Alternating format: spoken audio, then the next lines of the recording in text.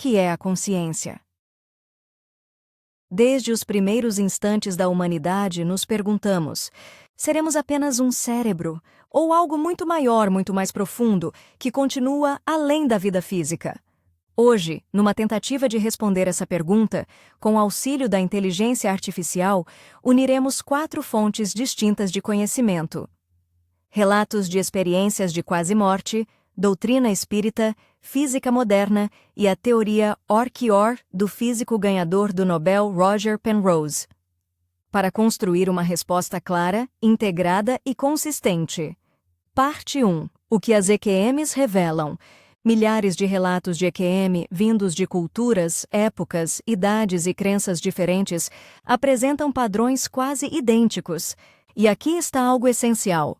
Do ponto de vista científico, é extremamente improvável que tudo isso seja invenção, alucinação ou coincidência cultural. Por quê?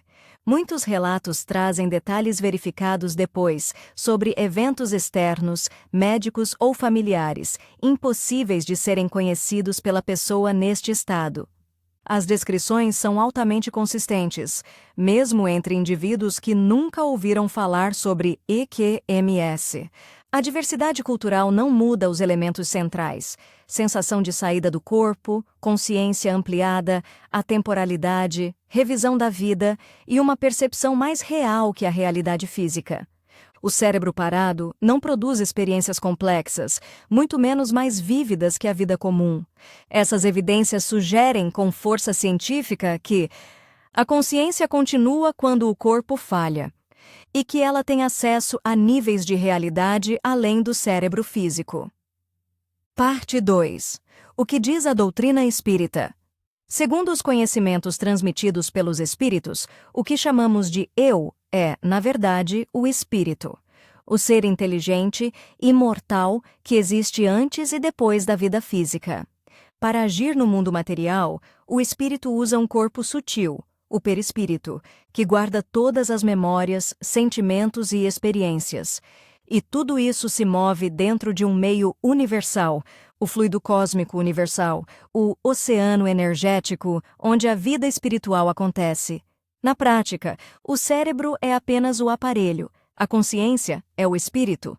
A doutrina descreveu o espírito, o perispírito e o mundo espiritual, muito antes das EQMS serem conhecidas. E quando colocamos os relatos modernos ao lado dos ensinamentos espíritas, uma coisa impressiona a um alto grau de concordância.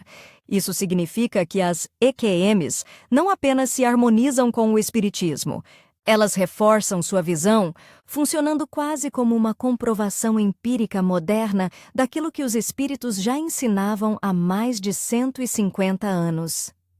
Parte 3. A física moderna. A física contemporânea fornece as ferramentas para entender como isso tudo se encaixa. Ela nos fala sobre não localidade, partículas conectadas instantaneamente a qualquer distância, emaranhamento, estados compartilhados entre sistemas separados, colapso da função de onda, o momento em que possibilidades se tornam realidade, campos quânticos, o tecido profundo onde partículas, energia e informação surgem, gravidade quântica, a ideia de que o espaço-tempo possui uma microestrutura, vibrante e discreta. Fala ainda que a informação é uma parte real da natureza. O tempo e o espaço podem não ser absolutos, podem até emergir de níveis mais profundos. E aqui surge a ponte: o fluido cósmico universal, descrito pela doutrina espírita, seria um campo físico-informacional de base quântica, contínuo, não material, semelhante o campo quântico de vácuo da física moderna, ou o substrato protoespacial protoconsciencial sugerido por Penrose. Na sua forma mais profunda, o FCU seria o estado fundamental do espaço-tempo antes da cristalização da matéria, portanto, o meio sobre o qual matéria se organiza, na fase densa, energia se distribui, informação se estrutura e se manifesta na fase espiritual. Este campo teria diferentes estados de densidade, frequência e coerência, análogos a fases ou regimes de um mesmo meio. Assim como Água, gelo, vapor. São estados diferentes do mesmo sistema físico. O FCU poderia apresentar estados vibracionais distintos, percebidos subjetivamente como planos. Assim, o fluido cósmico universal encontra um paralelo físico coerente, um campo profundo de informação anterior ao espaço-tempo. Parte 4. Teoria. ORC-OR, a origem da consciência. A teoria ORC-OR, do físico Roger Penrose, ganhador do Prêmio Nobel de Stuart Hameroff, explica o mecanismo que permite que a consciência interaja com o cérebro. Ela afirma que o processamento pesado de informações no cérebro não é fruto das conexões sinápticas, e sim o resultado de um processamento mais profundo ocorrido a nível quântico, dentro de estruturas que formam os neurônios, conhecidas como microtúbulos. Esses microtúbulos, devido à sua estrutura, seriam capazes de manter estados quânticos coerentes e emaranhados. Segundo a teoria, basicamente esses microtúbulos e seus estados se tornam emaranhados quanticamente. Esse emaranhamento acontece ao longo de uma cadeia de neurônios até que o sistema atinja uma massa crítica, um limiar gravitacional, onde a função de onda desse sistema colapsa, gerando uma resposta neuronal emergente desse processo e produzindo um momento consciente. Esse colapso está ligado à microestrutura do espaço-tempo, onde cada sistema quântico formado pelo emaranhamento de microtúbulos estaria em um estado superposto de curvaturas no espaço-tempo, e atingido um limiar gravitacional, o sistema adotaria apenas uma curvatura objetiva, conectando assim o cérebro à estrutura fundamental do tecido do espaço-tempo.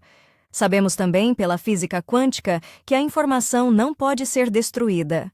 Nesse contexto, mesmo na morte biológica, toda a informação quântica não seria perdida, mas sim transferida para uma camada mais profunda do espaço-tempo. Essa camada profunda é compatível com o plano espiritual, descrito nas tradições espirituais e nas EQMs. Nos últimos anos, avanços importantes reforçaram a teoria. Descoberta de coerência quântica em sistemas biológicos complexos. Observações de efeitos quânticos em temperaturas fisiológicas. Simulações mostrando estabilidade quântica nos microtúbulos. Novos modelos integrando gravidade quântica e consciência. Tudo isso aponta para uma conclusão. O cérebro não é o criador da consciência, mas o decodificador de algo muito mais profundo. Parte 5. A integração: espírito, perispírito, cérebro e quântica. A consciência funciona assim. O espírito é a fonte que detém a vontade, o livre-arbítrio e a intencionalidade. O perispírito armazena memória, identidade e emoções. O fluido cósmico universal é o campo onde a consciência se movimenta. O cérebro é a interface física. Os microtúbulos são os pontos quânticos de conexão. O colapso quântico é a ponte entre o espiritual e o material. Um sistema integrado, coerente e complementar. Parte 6. A dinâmica da consciência. No dia a dia, a consciência flui do espírito para o cérebro, através do perispírito, e se manifesta fisicamente pelos processos quânticos dos neurônios. Na EQM, esse laço se afrouxa, e percebemos a realidade espiritual de forma direta, consciência expandida, lucidez extrema, ausência de tempo, memória total e compreensão profunda do próprio ser. Parte 7. O papel da consciência no universo. Integrando tudo: espiritualidade, EQMs, física e teoria ORC-OR. Chegamos a uma definição poderosa. A consciência é um campo inteligente, imortal e não local, originado no espírito, que se expressa através do perispírito, interage com o universo pelo fluido cósmico universal, equivalente a um campo quântico gravitacional fundamental, e se manifesta na matéria, por meio de colapsos de função de onda nos microtúbulos, sendo um processo não aleatório, mas sim proveniente da microestrutura do espaço-tempo, na escala de Planck, onde reside o espírito. Ela participa da criação da realidade, pelo colapso das possibilidades quânticas, e evolui moralmente através da experiência, da escolha e do aprendizado. A consciência é a essência do ser, o princípio organizador da vida e o eixo pelo qual o universo se conhece. Quando unimos ciência, espiritualidade e experiência humana, percebemos que a consciência não é um acaso do cérebro, ela é o fundamento da própria existência. E compreender isso é dar um passo profundo em direção a quem realmente somos.